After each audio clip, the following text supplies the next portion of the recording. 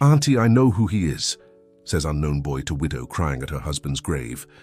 Jennifer Wilson couldn't hold back her tears as she gazed at her husband's photo on the marble tombstone.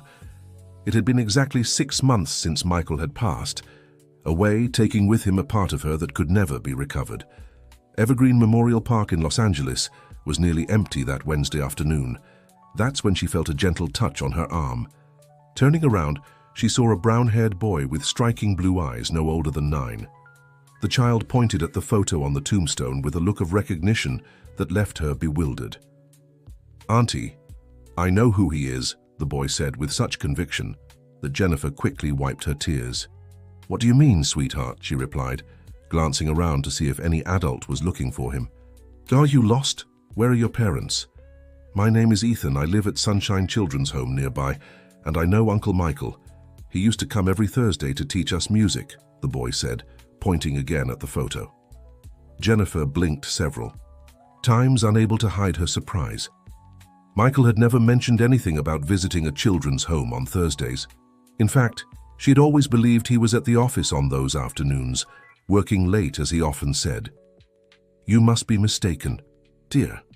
My husband worked at an architecture firm. He didn't teach music," she said with a sad smile. "I'm not mistaken, Auntie. Uncle Michael played guitar and piano. He taught me how to play Country Roads on the guitar, and he had that funny mark behind his ear, like a tiny heart."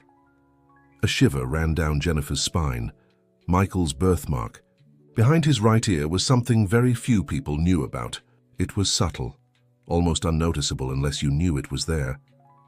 How could this boy know? How do you know about that mark?" she asked, her voice trembling.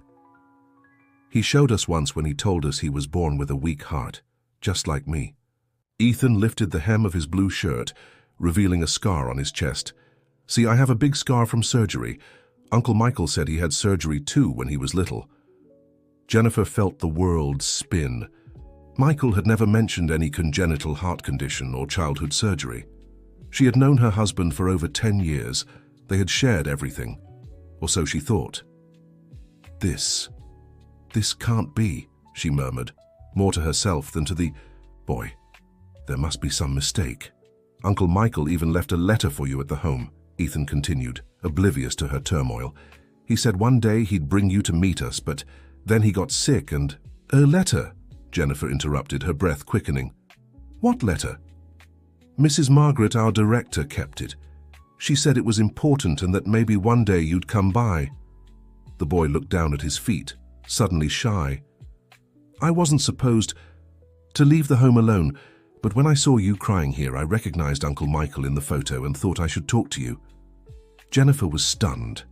Her initial suspicion gave way to a painful curiosity. If this boy was telling the truth, it meant there was a part of Michael's life she knew nothing about, a secret he had kept throughout their marriage. "Ethan, can you take me to this home?" she asked, rising from the bench where she'd been sitting. The boy's face lit up with a smile. "Of course. It's about 15 minutes from here. We can walk. Mrs. Margaret will be so happy to meet you. She always said Uncle Michael talked about you all the time, that you were the most beautiful and smartest woman in the world." That sounded like something Michael would say, thought Jennifer. With a heavy heart, she grabbed her purse and followed the boy, who now skipped ahead of her, eager to show the way. With each step, she felt as if she were about to discover a parallel universe, where her husband had lived a life completely different from the one they'd shared. The Sunshine Children's Home was housed in a spacious, well-kept building with a front garden bursting with flowers of various kinds. A large, golden oak dominated the entrance, its blossoms creating a golden carpet on the ground. On the facade, a simple sign announced the name of the institution. "We're here," Ethan announced, opening the small wooden gate. "Come on, Mrs. Margaret is in the front room." Jennifer's stomach twisted with anxiety. She was about to enter a place that, according to this boy, her husband had visited regularly without ever mentioning it. Part of her wanted to turn around and pretend this encounter had never happened, preserving the image of the perfect marriage she believed they'd had. But another part, the stronger part, needed to know the truth. As she stepped into the home's reception area, Jennifer was greeted by a silver-haired woman with a kind smile, chatting with a young girl behind a modest desk. "Ethan, where have you been, young man?" "We were worried," the woman said. But then she noticed Jennifer's presence and her expression shifted to something between surprise and recognition. "Oh my goodness, you must be Jennifer." Jennifer's heart skipped a beat. How do you know my name?" The woman stepped closer, her eyes glistening. "Michael always talked about you. We have pictures of you everywhere. I'm Margaret, the director of this home." She extended her hand, which Jennifer shook automatically, still stunned. "We'd been hoping you'd visit us one day, though the circumstances aren't what Michael had planned." Ethan tugged at Jennifer's hand. "I found her at Evergreen Memorial Park, Mrs. Margaret. She was crying, and I recognized Uncle Michael from the photo on the grave." Margaret gave the boy a reproachful look. "Ethan, you know you're not supposed to go out alone." But this time, she glanced at Jennifer, maybe it was fate. "Please, I need to understand what's going on," Jennifer pleaded, her voice trembling. "My husband never mentioned this place. He said he spent Thursday afternoons working." Margaret sighed deeply. "Come with me, dear. There's so much you need to know. And yes, we have a letter Michael left for you just in case. Well, just in case he passed before he could tell you the truth." Jennifer followed the director down the hallway of the house, her eyes tracing the walls decorated with children's drawings. Her heart nearly stopped when she spotted a framed photo of Michael, sitting in a circle with several children, a guitar in his lap, and a smile she knew so well. The date in the bottom corner showed it had been taken just 8 months earlier. "This is our donor wall," Margaret explained, noticing Jennifer's fixed gaze. "Michael has been with us for over 5 years." 5 years? Jennifer repeated in disbelief. She and Michael had been together for 10 and married for 7. How could he have hidden something like this for so long? They reached a room at the end of the hallway, where an upright piano and several musical instruments were neatly arranged on stands. "This is the music room Michael helped set up," Margaret said, opening the door. "He came every Thursday, without fail, to teach the children. Many of our little ones discovered talents they never knew they had, thanks to him." Jennifer stepped inside, feeling as though she were intruding on sacred ground. The walls were lined with more photos of Michael with the children, playing instruments, laughing, living a life she'd had no part in. "Why did he never tell me?" she asked, her voice breaking. Margaret took an envelope from a drawer in the teacher's desk and handed it to Jennifer. "Perhaps this letter will answer your questions better than I ever could." Jennifer immediately recognized Michael's handwriting on the envelope. With trembling hands, she opened it as Margaret discreetly left the room, leaving her alone with the words of her late husband. "Dear Jennifer, if this letter has reached you, it means I didn't have the courage I needed to share this part of my life with you, or that time was crueler to me than I expected. There's a story I never told you, a past I carry with me and, out of fear or shame, kept hidden even from the person I love most in this world, you. I wasn't born Michael Anderson Thompson, the successful architect you knew. I was born Daniel, with no last name, the son of a teenage mother who couldn't raise me. I grew up in the very same Sunshine Children's Home where I now teach music, under the care of Mrs. Margaret, who was a young teacher when I arrived, here at just 3 days old. My childhood was marked by the absence of family and a congenital heart condition that nearly took my life many times. I had 3 surgeries before I turned 12. The scar on my chest, which I always said was from a bike accident, is actually a reminder of those battles for survival. At 17, I was taken in by a couple who gave me not just a home, but also a new name and the chance to start a different life. They legally adopted me, gave me an education, and most importantly, love. They are the ones you know as my parents, and they too carry the weight of this secret. When we met, Jennifer, I had already left Daniel in the past. I was afraid that if you knew about my origins, about my fragile health, you'd look at me differently. I didn't want your pity, I wanted your love, And as the years passed, it became harder and harder to tell you the truth. But I never forgot my roots. That's why I returned to the Sunshine Children's Home, not just to give back, but to keep alive a part of me that couldn't simply disappear.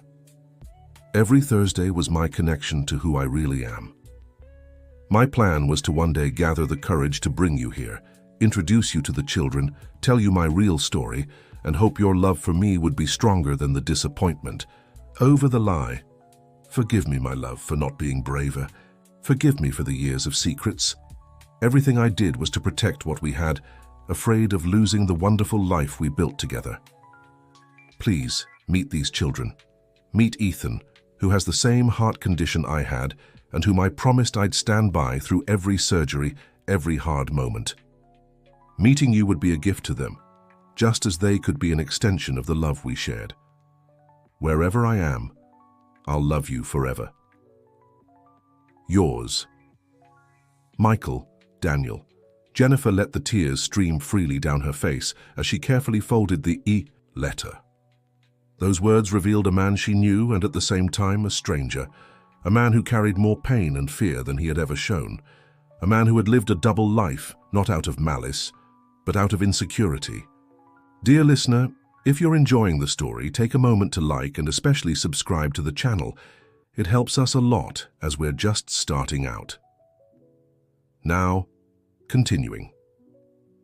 When she left the room, Jennifer found Ethan waiting in the hallway, his blue eyes full of hope. Are you staying for music class today, ma'am? Now that Uncle Michael isn't here anymore, Mrs. Margaret hired another teacher, but it's not the same. He doesn't know how to play Country Roads the way Uncle Michael taught us. Jennifer knelt down to meet the boy at eye level. She saw something of Michael in him. Perhaps it was the way his eyes sparkled when he talked about music, or maybe it was just her imagination searching for connections. I don't know how to play any instruments, Ethan, she replied with a small smile through her tears. Uncle Michael didn't either when he was a kid here, Ethan answered simply. He learned later. He said music saved his life, and that it would save mine too. He said that. Yes, he told me even if my heart was weak, music would make it strong. Strong enough for me to grow up, be an adult and happy just like him. Jennifer felt a wave of warmth rush through her body. Throughout their marriage, she believed she knew every detail about the man she loved. Now, a 9-year-old boy seemed to know parts of him she'd never had access to. Ethan, can you show me what Michael taught you? Jennifer asked, suddenly eager to dive into this world her husband had loved so much. The boy's face lit up with a genuine smile. Of course. Come with me! He took her hand and led her back to the music room, where other children were already gathering for the upcoming lesson. Ethan picked up a guitar that seemed too big for his small frame and sat on a chair. Uncle Michael taught me like this, he explained, carefully positioning his fingers on the strings. His tongue peeked out from the corner of his mouth, betraying his concentration. When the first chords of Country Roads filled the room, Jennifer felt as if Michael himself were there. The simple yet profound melody, played by those small hands, told stories words could never express. Stories of an orphan boy who became a man, of a fragile heart that found strength, of a love built on partially true foundations, yet still real. That afternoon's music lesson became a cathartic moment for Jennifer. Watching the children play, sing, and laugh, she began to understand what this place meant to Michael. It wasn't just a connection to his past, but also a way to heal old wounds, to give other children what he had found too late, the beauty of music as refuge. Weeks passed. Jennifer returned to the shelter regularly, not just on Thursdays, but whenever she could. Each visit revealed a new facet of Michael she hadn't known.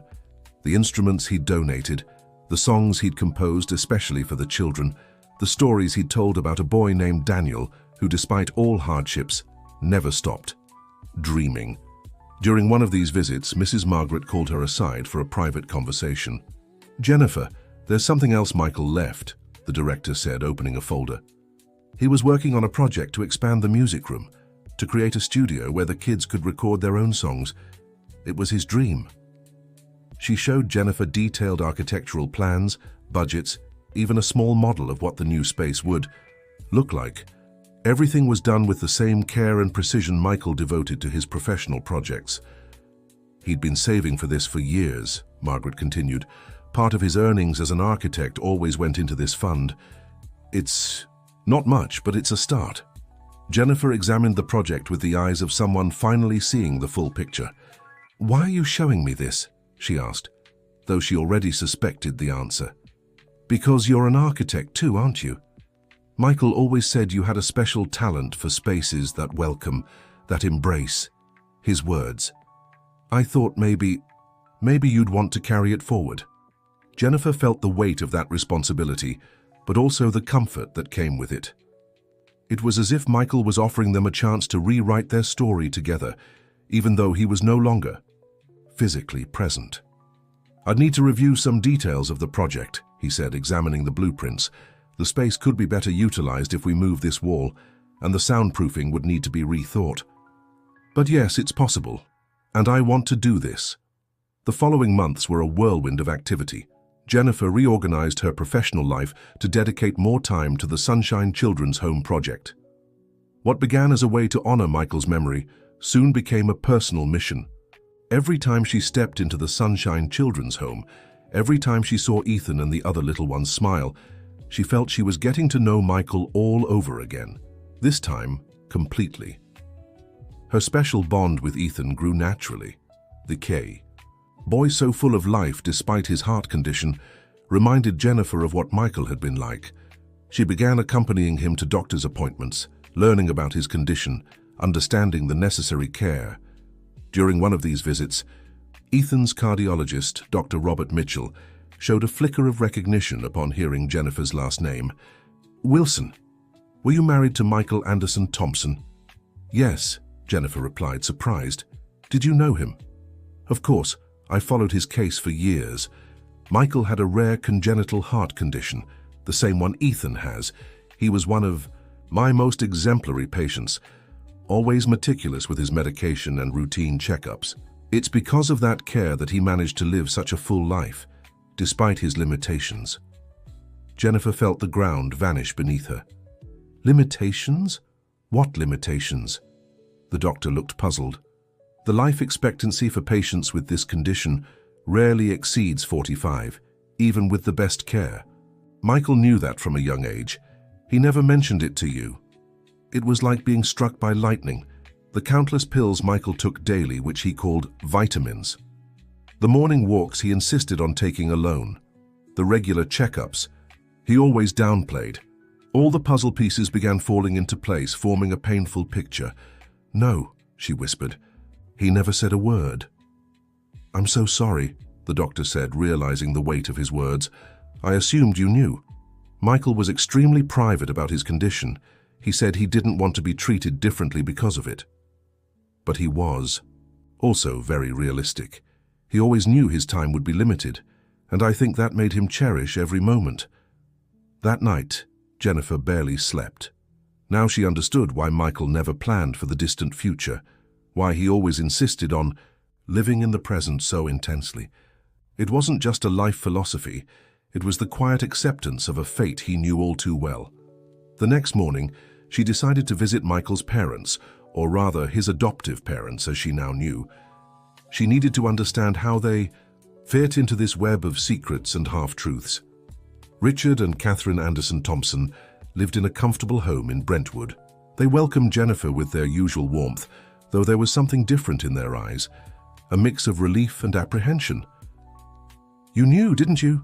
Jennifer asked after politely declining the coffee Catherine offered. "About the children's home, about his heart condition, about everything." The couple exchanged a knowing glance before Richard answered, "Yes, dear, we knew." "Why didn't you ever tell me? 7 years of marriage, and you never thought I had the right to know?" But Catherine took Jennifer's hands in hers. "It wasn't our secret to tell, sweetheart. Michael made us promise to respect his decision. He was so afraid of losing you." "Losing me? Why?" "Because I was born in a children's home. Because I had a heart condition." "What kind of person did he think I was?" Richard let out a deep sigh. "It's not about who you are, but about the experiences that shaped who he was. When we met Michael, or Daniel as he was called back then, he was a teenager who had already been through 3 foster families that returned him to the shelter when they discovered the extent of his heart problems. 3 rejections, Jennifer. That marks a person. Jennifer let that information sink into her consciousness. 3 families had promised love to a child, only to abandon him when they discovered that love would require more care, more dedication, more sacrifice than they were willing to give. "We never saw his condition as a problem," Catherine continued, her eyes brimming with tears. "We brought him home knowing exactly what the challenges would be. But for Michael, the idea of being rejected again was unbearable.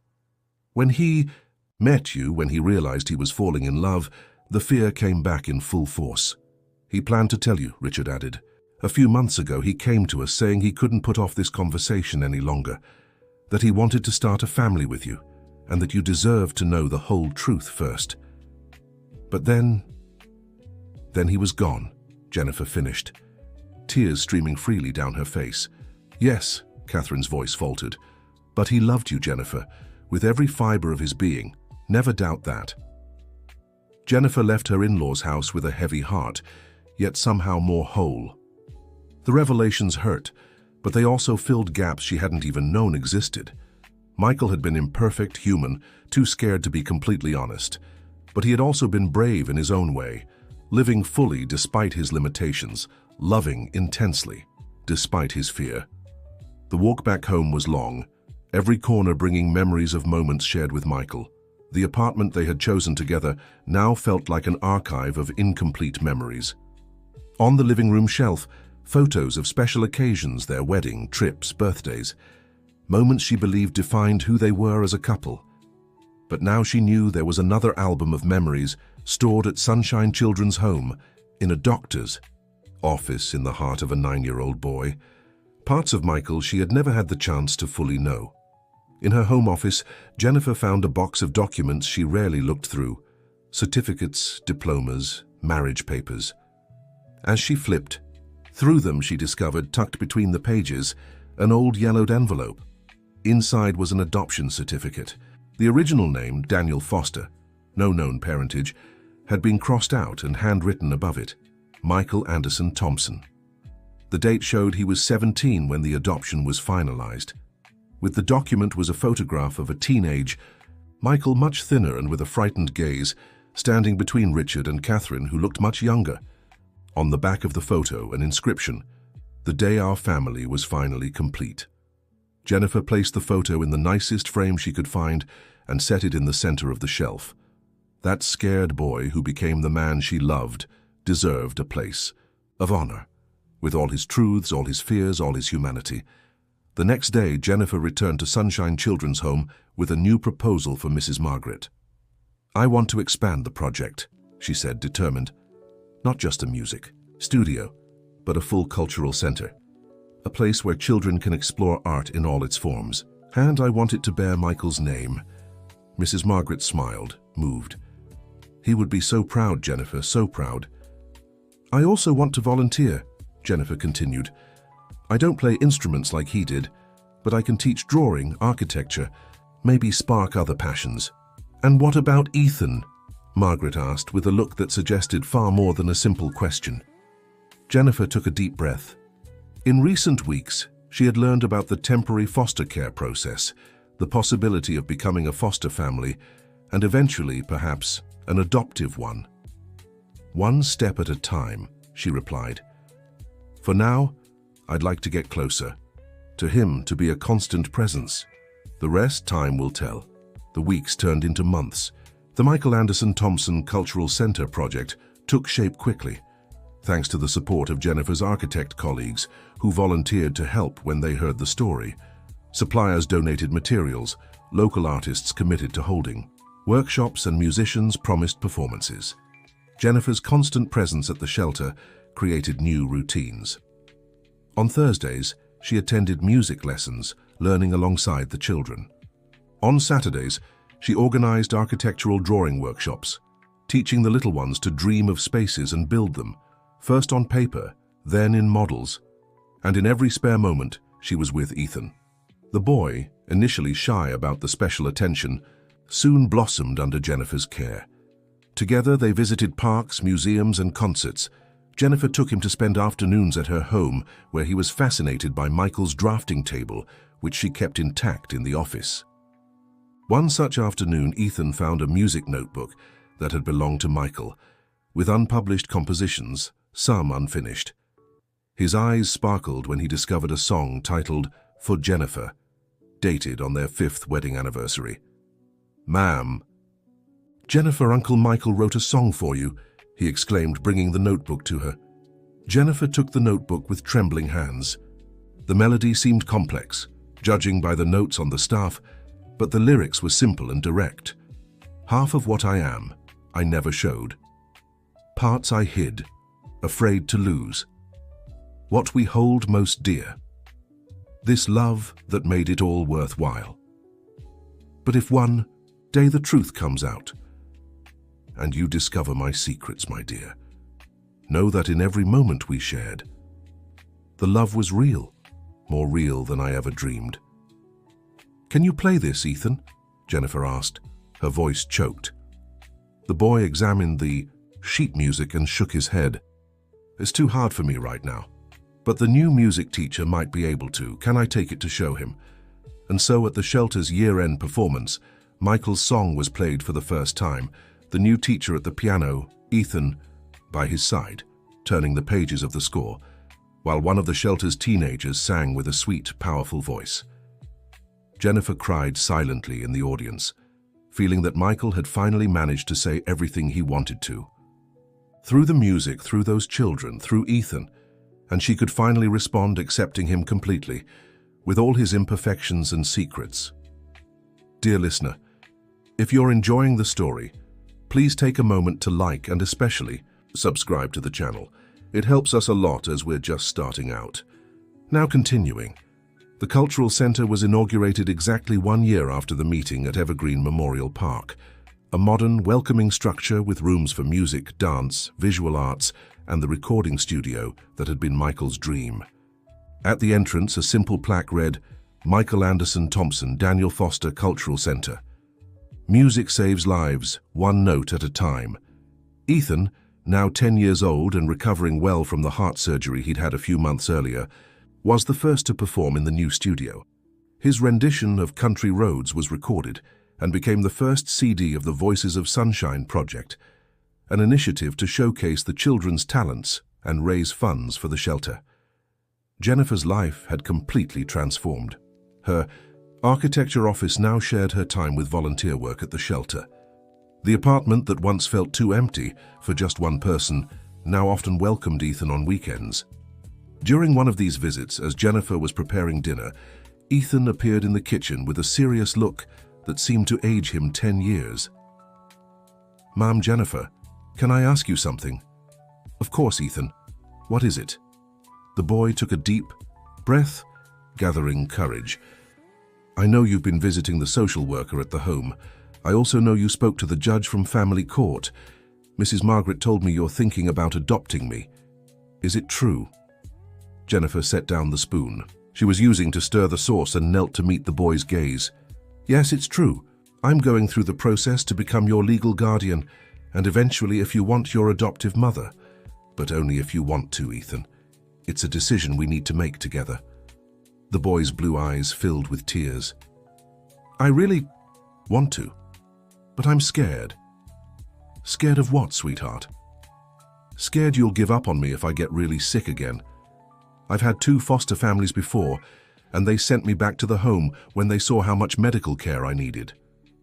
Jennifer's heart clenched as she recognized the same fear Michael had carried his whole life. "Ethan, look at me. I would never give up on you. I know exactly what your condition involves, what care you need, what challenges we might face, and I'm here, with open eyes and an open heart. I'm not afraid of those challenges. You're so much more than your medical condition. You're a brilliant, talented, brave boy. And most importantly, you brought me back to life when I thought mine was over. How could I not want you in my family?" Ethan hugged her with all the strength his little arms could muster. "You know what?" Jennifer continued after a long embrace.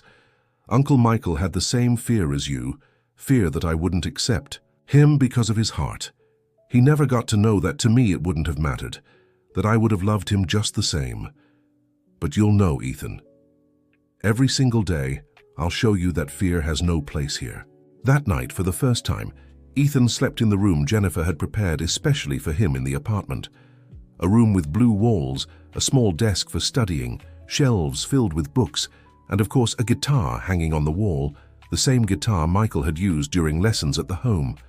As she watched the boy sleep, Jennifer thought about how life takes unexpected turns. Their meeting at the memorial park, which could have been just a strange coincidence, had become the start of a new chapter. The painful truths about Michael, which could have tarnished his memory, had instead enriched it, revealing the complexity and beauty of a man who fought his own fears to live fully. The following months were about adjustment. Ethan, still officially under the care of the home, split his time between their and Jennifer's apartment. The adoption process moved slowly, with visits from the social worker, interviews and psychological evaluations. Jennifer faced it all with the determination of someone who had finally found her purpose. It was during this time that she decided to renovate the apartment. Michael's office, which she had kept untouched as a sort of sanctuary, would become a music studio for Ethan, a space where he could explore his talent and connect with Michael's memory through the music they both loved. While emptying the desk drawers, Jennifer found a flash drive she didn't recognize. Driven by curiosity, she plugged it into her computer. The contents left her breathless. Dozens of videos of Michael, sitting exactly where she was now, speaking directly to her camera. The files were labeled by date, starting 5 years earlier. With her heart racing, Jennifer clicked on the first video. Michael's image filled the screen. He looked nervous, adjusting the camera, clearing his throat before speaking. "Jennifer, my love, if you're watching this video, it means I'm no longer there, and it also means you've probably discovered some things about me that I should have told you in person." He ran his hand through his hair, a familiar gesture that made Jennifer's heart ache with longing. "I started recording these videos when I got the final diagnosis about my life expectancy. The doctor was clear. With luck, I'd make it to 45. So I decided that if time wasn't generous to me, at least I'd leave something for you. Something that could answer questions, explain choices, ask for forgiveness." Jennifer paused the video, taking a deep breath to steady her emotions.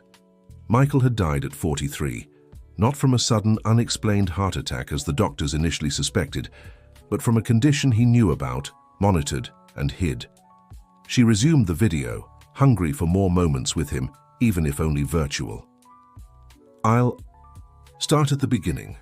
My birth name was Daniel Foster. I was born at Sunshine Children's Home, the son of a teenager who barely saw me before she left. I grew up there, under the care of Mrs. Margaret, who was already a second mother to dozens of other children." Video after video, Michael told his story. The discovery of his heart condition at 6, the surgeries, the families who tried to adopt him but gave up, his rebellious teenage years, the meeting with Richard and Catherine, who took him in despite all his limitations. In one video recorded 3 years ago, he talked about the home. "I went back to Sunshine Children's Home by chance. I was passing by, and something pulled me inside. Mrs. Margaret was still there, older but with the same energy. She welcomed me as if I'd never left. It was like coming home. I started visiting regularly, at first just to talk, to reminisce. Then I noticed the children didn't have music lessons.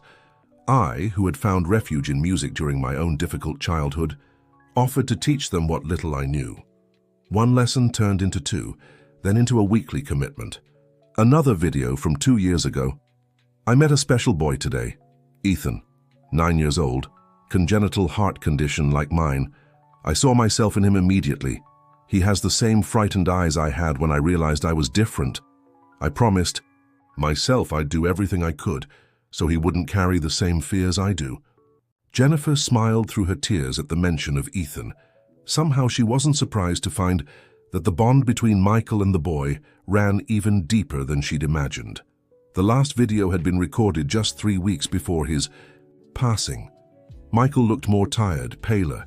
Still, his smile lit up the screen. "Jennifer, my love, I've made a decision. I'm going to tell you everything. About the home, about my condition, about my past. I've planned a special dinner next month, when we'll celebrate 8 years of marriage. I don't know how you'll react, and that terrifies me. But I can't live divided in two anymore. It's not fair to you, and it's not fair to me. I also want you to meet Ethan. I know you'll love him as much as I do. He's brilliant, sensitive, talented. Sometimes I think if we'd had a son, he'd be just like him. Who knows?" His voice faltered, and he looked away from the camera for a moment, as if gathering courage. "Who knows? If you accept all this madness, maybe we could think about bringing him into our lives more permanently. I know it's asking a lot. I know I'm dumping so much on you at once, but when I look at him, I see all the possibilities that were almost denied to me, and I so want to be able to make a difference. Well, that's for the future. For now, I'm just gathering the courage to take the first step.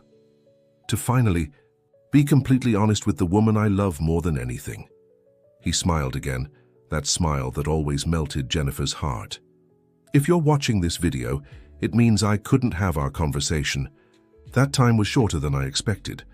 But know, my love, that you were the best part of my life, that every moment by your side was worth an entire lifetime, and my only regret is not being brave enough to show you every part of myself while I could still see your eyes reacting to them. I love you, Jennifer, always, wherever I am." The video ended, and Jennifer stared at the black screen, feeling a mix of pain and comfort. Michael had planned to tell her everything. He had wanted to bring Ethan into their lives. In his own way and in his own time, he had tried to unite the separate worlds he lived in.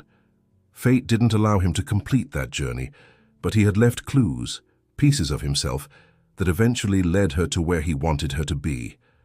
Jennifer copied all the videos to her computer and then to an external hard drive. They were too precious to risk losing.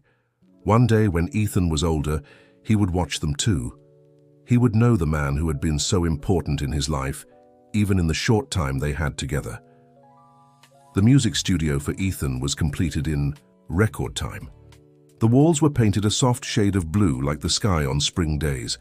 Instruments were carefully arranged, Michael's guitar holding a place of honor.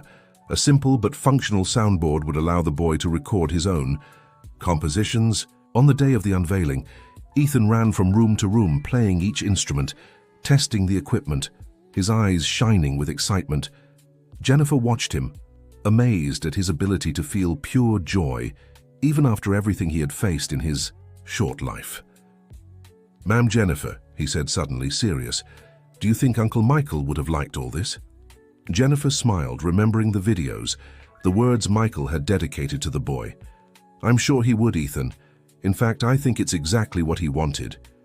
Ethan picked up the guitar, adjusted it on his lap, and began to play country roads again, but this time something was different. He had added notes, changed the melody, a more complex, more personal version. "I'm composing," he explained, noticing Jennifer's curious look. "The music teacher says I have a talent for it." "It's beautiful, Ethan. Could you teach me?" The boy's face lit up. "You want to learn?" "Of course, I think it's about time I discovered if I have any hidden musical talent, don't you?" And so began a new ritual. Every night before bed, Ethan gave Jennifer a little guitar lesson. She was a clumsy student, her fingers slow to find the right positions, but her determination made up for her lack of natural skill. One of those nights, after a particularly frustrating lesson for Jennifer, Ethan said something that would stay with her forever. "You know, Ma'am Jennifer, Uncle Michael always said it doesn't matter if you play well or badly. What matters is that the music comes from the heart. And your heart is so big, so the music will come out beautiful no matter what." Jennifer hugged the boy, moved by those words that sounded exactly like something Michael would say. It was as if through Ethan he was still there, teaching, guiding, loving. The adoption process moved slowly, with more bureaucracy than Jennifer had ever imagined possible. But with each interview, each signed document, each visit from the social worker, she grew more certain this was the right path to take. Ethan was now spending more time at the apartment than at the shelter. He had his own room, his own clothes, his own books. He attended a nearby school where he quickly stood out in music and art classes. Jennifer rearranged her work schedule to always be available to pick him up from school, accompany him to doctor's appointments, and help him with homework.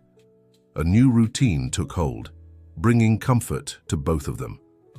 Breakfast together, with Ethan sharing his dreams from the night, before, Jennifer dropping him off at school on her way to the office.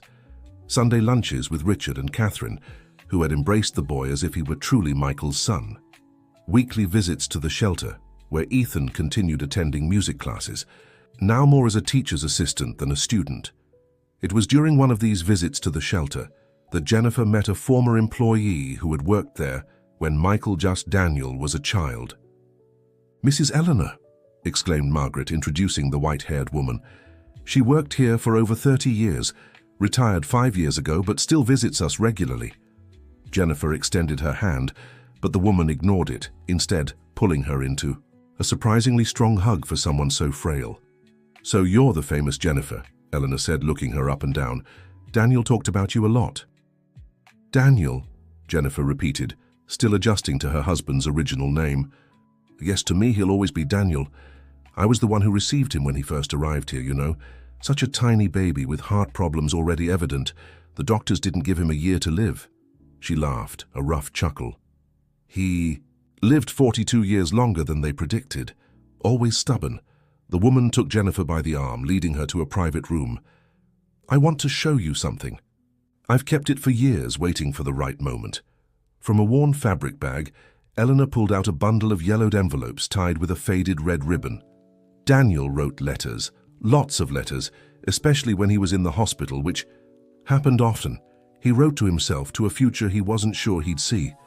She handed the bundle to Jennifer. "I think they belong to you now." Jennifer accepted the package with reverence. "Why are you giving me this?" The woman's eyes, clouded with age, shone with restrained emotion. "Because he finally found what he was searching for in these letters. A home, a purpose, someone to love without fear. And now you're continuing what he started. With Ethan, with the Cultural Center. These letters are part of that story, part of your story now." That night, after Ethan fell asleep, Jennifer sat in the armchair in his room and began reading the letters. The first, written in a child's shaky handwriting, dated back to when Michael was just 9 years old. "Dear future me, ma'am. Eleanor said I should write letters so I don't feel alone in the hospital. I'm here again because of my silly heart. That doesn't work right. The doctors say I'll get better, but I heard them telling Mrs. Margaret that I'll never be able to run and play like other boys. But it's okay, because I found something cool. Music. The doctor taking care of me brought a small guitar and is teaching me to play. He said it's good for moving my fingers and for my heart too, even if it's not medicine. One day when I'm grown up, I want to have my own guitar and play beautiful songs for lots of people. And I want a family who doesn't care about my silly heart. From 9-year-old Daniel to grown-up Daniel in the future." Letter after letter, Jennifer followed Michael Daniel's growth. His hopes, his fears, his small victories and great disappointments. The letters from his teenage years were particularly painful, filled with the anger and confusion of a young man who felt the weight of being different, of being rejected. One letter, written at 16, especially caught her attention. "Dear future me, if you're reading this, it means you survived 16 years, which honestly would surprise me. I'm tired. Tired of the medications, the appointments, the limitations. Tired of the pitying looks. Tired of being the boy with the weak heart. Last week, the third family returned me to the shelter. Third, apparently they discovered my condition is more complicated than they initially thought, that I'd need lifelong care. They decided they weren't prepared for that level of commitment, like I was some damn science project that got too complicated to turn in. Sometimes I think it would be better if no one else tried to adopt me. Maybe it's better to stay here at the shelter until I turn 18 and then go my own way. At least here, no one pretends they'll love me forever, only to give up when things get hard. Mrs. Margaret says I'm being unfair, that there are good people in the world. I want to believe her, I really do, but it's hard to trust when your own birth mother abandons you on day one, and then 3 different families do the same. Anyway, if you exist, future Daniel, I hope you found reasons to keep trying. I hope you found people worth it. From Daniel, who isn't sure he believes in happy endings anymore." Jennifer wept silently, imagining the hurt and disillusioned teenager who had written those words. a young man who, despite everything, had found the strength to keep going, to become the complex and passionate man she had loved. The last letter in the bundle had been written when Michael was 18, already living with Richard and Catherine. Dear future me, this will probably be my last letter to you. Not because I've stopped writing, but because now I have real people to share my thoughts and feelings with. People who don't see me as a problem to solve or a burden to carry. Richard and Catherine are different from all the other families. They know exactly what my condition means, the risks, the limitations, and still, they chose me. They offered not just a home, but a fresh start, a new name if I want it, a chance to leave Daniel and his scars behind. I'm thinking of accepting, not because I'm ashamed of who I was, but because the idea of reinventing myself is tempting. I'm considering the name Michael. It's strong, dignified, a name that doesn't carry the weight of so many rejections. But I promise you, future me, I won't forget where I came from. I won't forget the shelter, the kids like me, the hearts that keep fighting to beat despite all the odds. One day, when I'm settled, when I've built a life worth living, I'll go back to help, to show that it's possible to win, even when the game seems unfairly stacked against you. I hope when you read this, you've found not just success, but love. The kind of love that accepts every part of you, even the broken ones. The kind of love that doesn't run when the storm comes. With renewed hope, Daniel, soon to be Michael. Jennifer carefully placed the letters back in their envelopes. She felt as if she had finally found the last pieces of the puzzle that was Michael. She understood the divided man he had been, torn between past and present, fear and hope, self-preservation and the deep desire to be fully known and loved. And she also understood why fate had placed Ethan in her path. The boy wasn't just a connection to Michael, but a second chance. An opportunity to give him what Michael had so desperately wanted in his childhood. Unconditional acceptance, a home where his medical condition wouldn't define him, a place where he could grow up feeling completely loved. That night, Jennifer made a decision.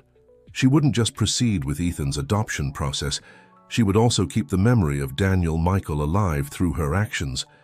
The cultural center was only the beginning. There was so much more to do. So many children, like Ethan, like young Daniel, who needed someone who wouldn't give up on them when things got tough. Dear listener, if you're enjoying the story, please take a moment to like and especially subscribe to the channel. It helps us so much as we're just starting out. Now, continuing. The following months brought significant changes. Ethan's adoption process moved into its final stages. Jennifer expanded the Cultural Center project to include specialized psychological support for children with chronic medical conditions. Richard and Catherine became regular volunteers, sharing their experience as adoptive parents. The final adoption hearing was scheduled for a Thursday, ironically or perhaps fittingly, the day Michael had dedicated to the shelter. Jennifer and Ethan arrived at the courthouse early, both nervous, both dressed in their best clothes. Ethan held Jennifer's hand tightly as they waited in the anteroom, his small body tense with anxiety. "What if the judge says no?" he whispered, voicing the fear they both shared. Jennifer crouched down to meet his eyes. "Look at me, Ethan. No matter what happens in there, no matter what papers are signed or not, you're already part of my family. You're already my son in my heart. And nothing and no one can change that, understand?" The boy nodded, his blue eyes glistening with unshed tears. "But it would be really cool if the judge said yes," he added, drawing a smile from Jennifer. "Yes, it would be really cool." When they were finally called into the courtroom, Jennifer felt like she was floating. Everything seemed to happen in slow motion. The judge, a middle-aged man with kind eyes. The prosecutor, whose favorable report she already knew.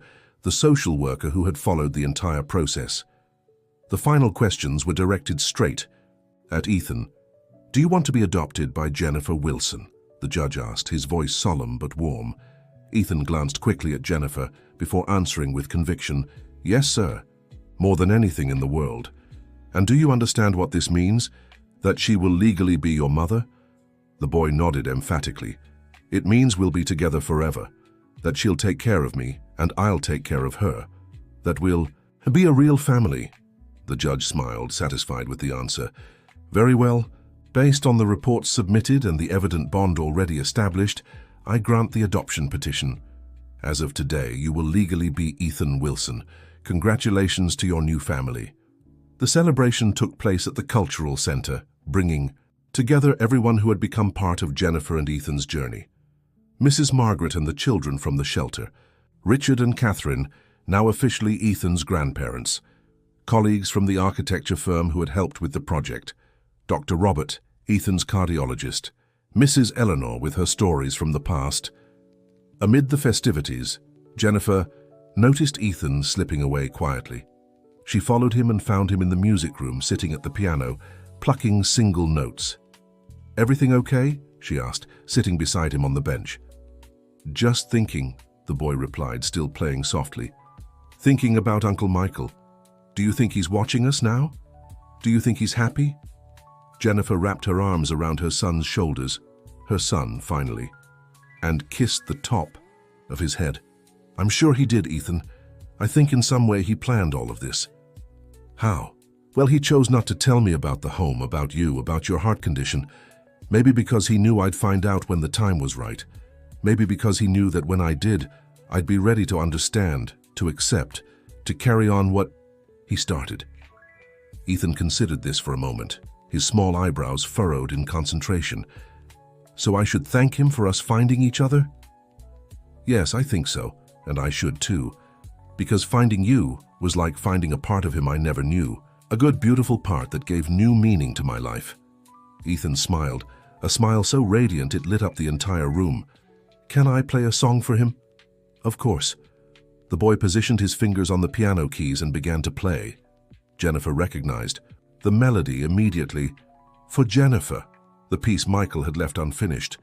But something was different. Ethan had altered the melody, added notes, transformed it into something new yet familiar. "I'm finishing the song he started," Ethan explained without stopping. "I added a part for you and a part for me. Now there are 3 of us in the music, like a family." Jennifer felt tears streaming freely down her face, but they weren't tears of sadness. They were tears of gratitude. Gratitude for the complex, imperfect man she had loved. Gratitude for the brave boy who had entered her life so unexpectedly. Gratitude for a second chance to build a family, to love without reservations, to live fully despite loss and fear. In the melody Ethan played, Jennifer could hear echoes of the life she'd shared with Michael, but also promises of the future she would build with her son. A future that would honor the memory of a man who, despite his own insecurities, had loved deeply and had tried, in his own way, to make the world a better place for children like he once was. "Done," Ethan said, playing the final notes. "Now the song is complete." Jennifer hugged her son, feeling as though something inside her had also been made whole. Michael's secrets, which had once been so painful to uncover, were now part of a larger story. A story of redemption, second chances, and love that endures even when the truth is complex and imperfect. "Yes, Ethan," she agreed, glancing at Michael's portrait on the music room wall. "Now it's complete." That night, back at the apartment, Jennifer helped Ethan get ready for bed. While he brushed his teeth, she straightened the blankets, tucking in the stuffed bear he still clung to at night, despite insisting he was too old for that stuff. "Mom?" Ethan called from the bathroom, testing the new word on his lips. Jennifer's heart swelled at the simple yet deeply meaningful term. "Yes, sweetheart. Can I ask you something? Anything?" Ethan sat on the bed, staring at his hands. "Do you think my heart will take me away one day, like it did with Uncle Michael?" The question hit Jennifer like a punch, stealing her breath for a moment. She sat beside him, carefully weighing her answer. Lying would be easy, comforting in the moment, but it wouldn't be fair. "Ethan, look at me," she said, waiting until his blue eyes met hers.